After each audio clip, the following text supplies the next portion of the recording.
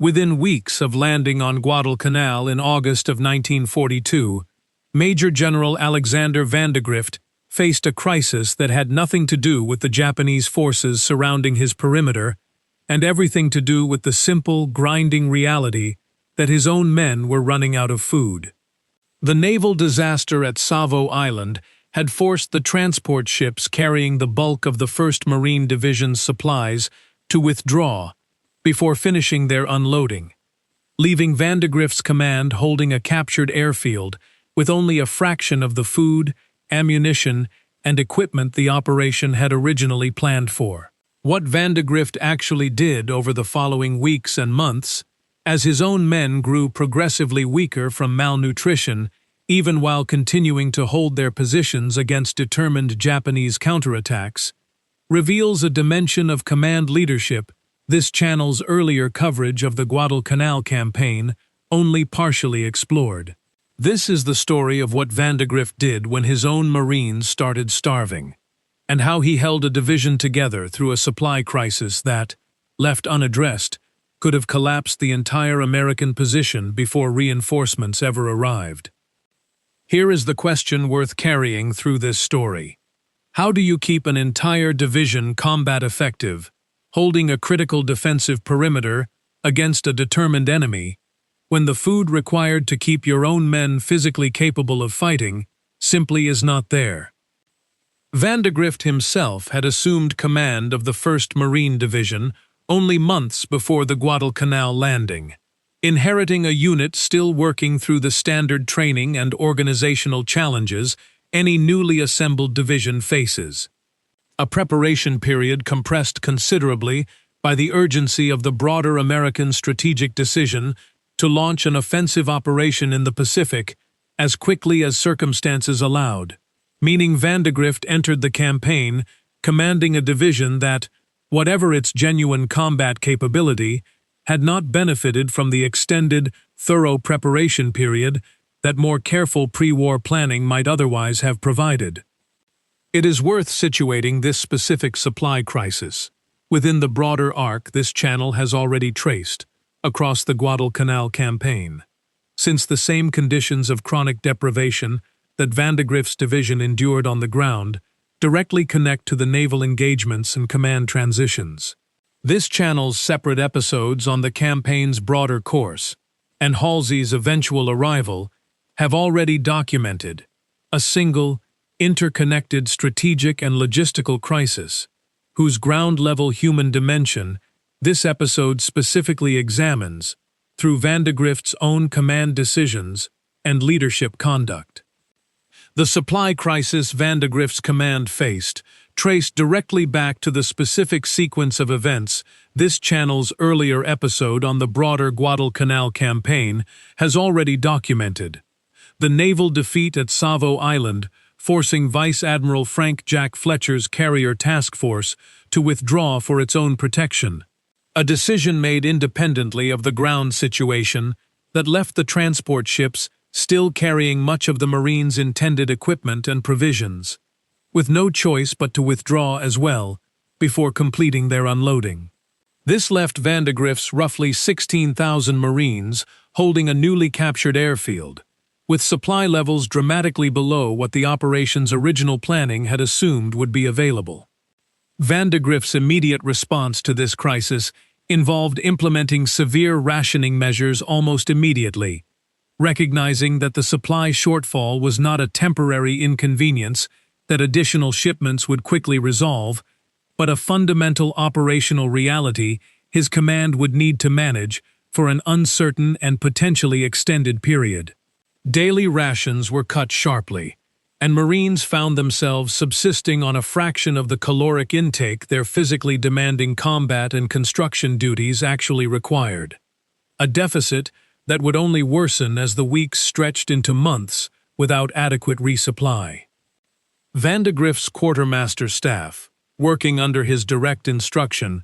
developed an inventory and rationing system specifically designed to stretch the division's remaining supplies as far as reasonably possible, while maintaining enough nutritional baseline to keep frontline troops functionally capable of combat duty.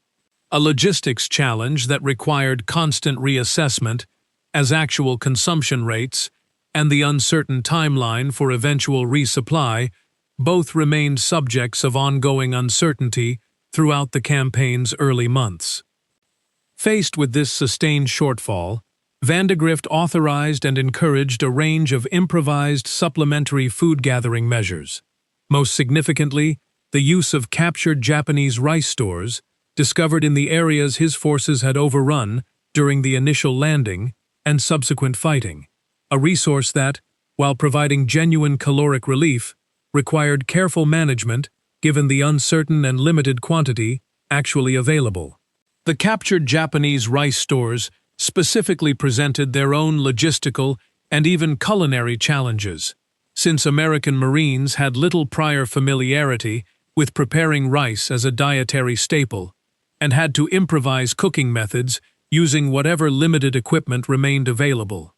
A small but genuinely important adaptation that quartermaster personnel and individual units worked through largely by trial and error, given the complete absence of any pre-war training or standard procedure covering exactly this kind of improvised, captured supply subsistence situation. Marines also turned to foraging for coconuts and whatever other edible vegetation the island's terrain offered, supplementary food sources that, while helping marginally, could not come close to fully addressing the caloric deficit the division's severely constrained official rations had created. Medical officers attached to the division tracked this deteriorating physical condition with growing concern throughout the campaign's middle months, documenting weight loss, increased susceptibility to tropical disease, and slower recovery times from combat wounds and injuries among a population of men whose bodies, already under the ordinary strain of sustained combat operations, now faced the additional compounding burden of chronic caloric deficiency, a medical situation that added its own distinct layer of institutional concern to Vandegrift's broader command challenges during this period. The physical toll of this sustained malnutrition became increasingly visible across the entire command as the weeks continued, with Marines growing progressively thinner and more fatigued even as combat and construction demands continued largely unabated. A deteriorating physical condition that Vandegrift had to weigh directly against the tactical necessity of maintaining an effective defensive perimeter around Henderson Field against continuing Japanese counterattacks and the nightly naval bombardment this channel's earlier Guadalcanal episode has already documented in detail. This same physical deterioration also affected the division's engineering and construction capacity, since Marines assigned to continue improving and expanding Henderson Field's runway and support facilities faced the same caloric limitations affecting frontline combat troops, meaning even essential infrastructure work critical to the airfield's continued operational value proceeded more slowly and with greater physical difficulty than it otherwise would have, a compounding operational cost of the supply crisis that extended well beyond the immediately visible question of frontline combat readiness alone. Stop and consider the specific tactical calculation this forced upon Vandegrift, because malnutrition does not affect all military functions equally, and a commander managing a starving force has to make genuinely difficult choices about exactly where his weakening manpower can still be effectively concentrated. Vandegrift made the deliberate decision to prioritize the defense of Henderson Field itself above all other considerations, recognizing that the airfield represented the single asset whose loss would prove catastrophic to the entire campaign, a prioritization that meant accepting a thinner, more vulnerable defense across less critical sections of the broader perimeter in order to concentrate his increasingly depleted manpower where it mattered most.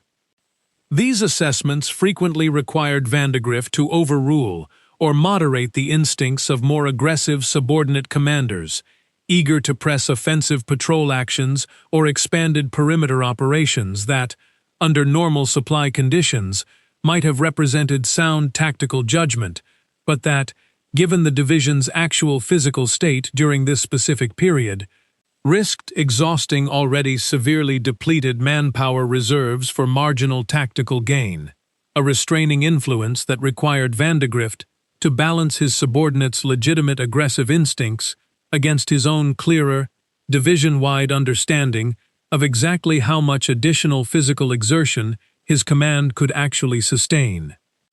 Vandegrift's own operational assessments from this period, reconstructed through surviving command correspondence and later historical analysis, reveal a commander conducting a continuous, dynamic reassessment of exactly how much combat capability his weakening division could actually sustain at any given moment, adjusting defensive dispositions and patrol schedules based not only on the immediate tactical threat picture, but on an honest, ongoing evaluation of his own troops' physical capacity to execute whatever specific tactical plan he might otherwise have preferred under less constrained circumstances. This prioritization decision required Vandegrift to communicate clearly and repeatedly with his subordinate commanders about exactly which positions could be lightly held and which needed to be defended at essentially any cost, a command clarity that several officers who served under him during this period later credited with helping the division maintain coherent, effective defense despite the compounding physical toll malnutrition was taking on the men actually manning those positions. Japanese commanders, meanwhile, remained largely unaware of just how severely the supply crisis was actually affecting American combat capability on Guadalcanal,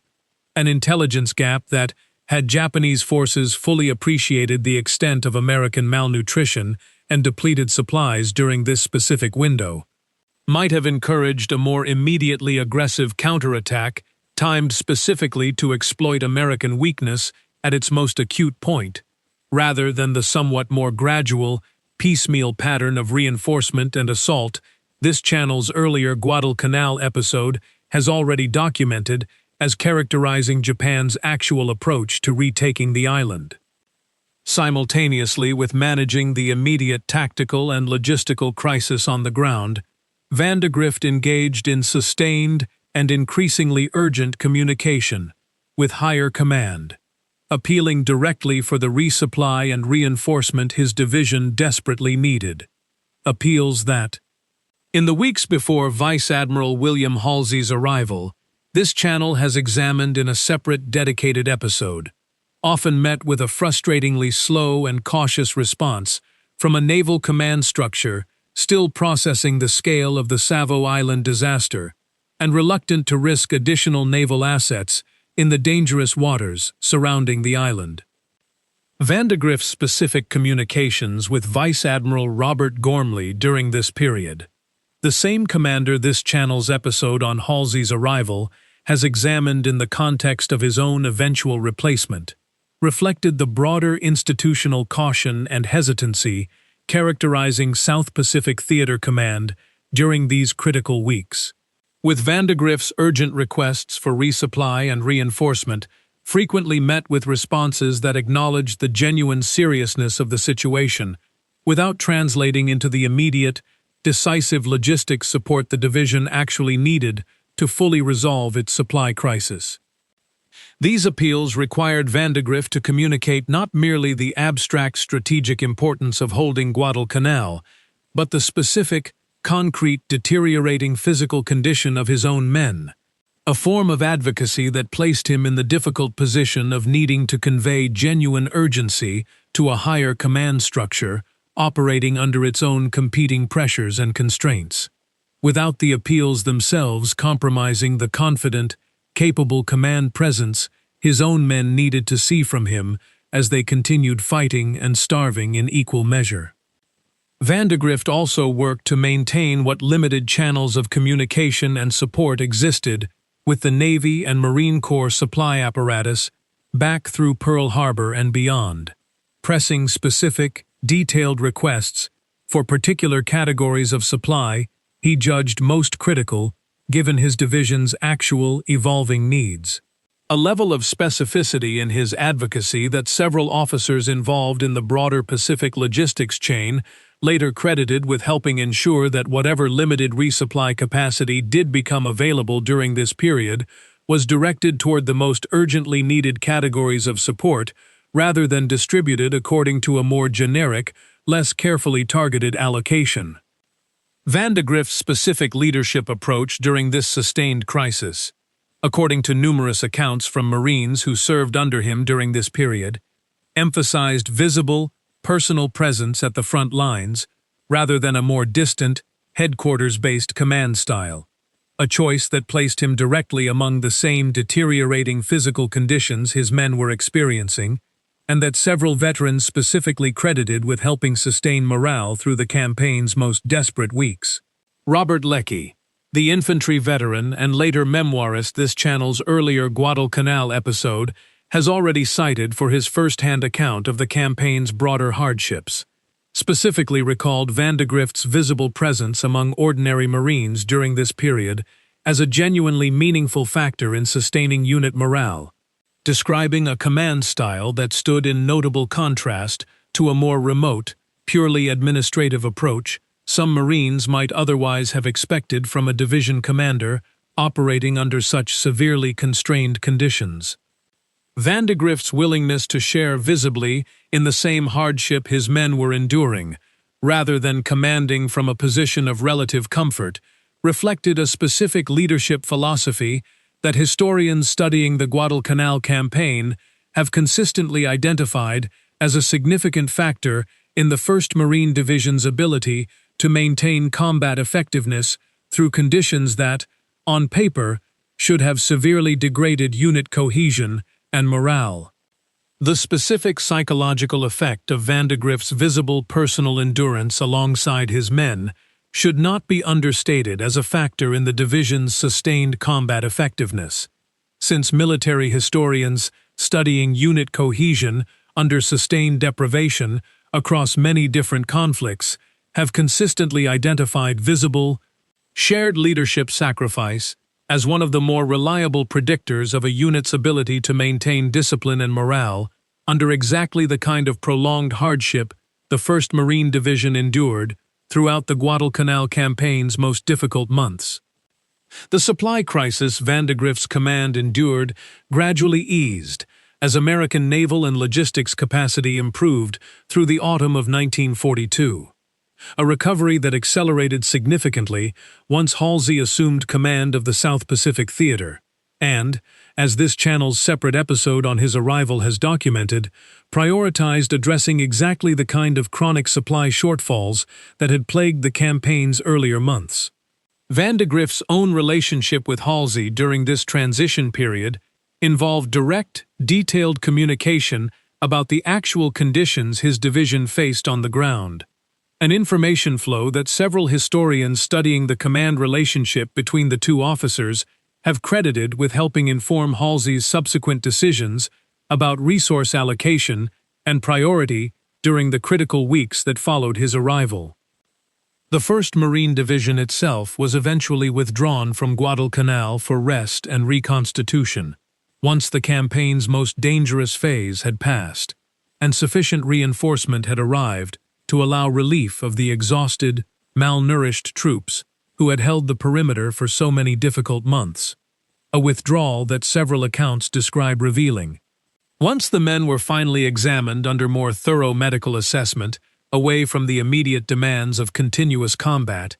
just how severely the sustained deprivation had actually affected the physical condition of a division that had, throughout this entire period, continued to function as an effective fighting force, despite conditions that, on paper, should have rendered sustained combat effectiveness essentially impossible.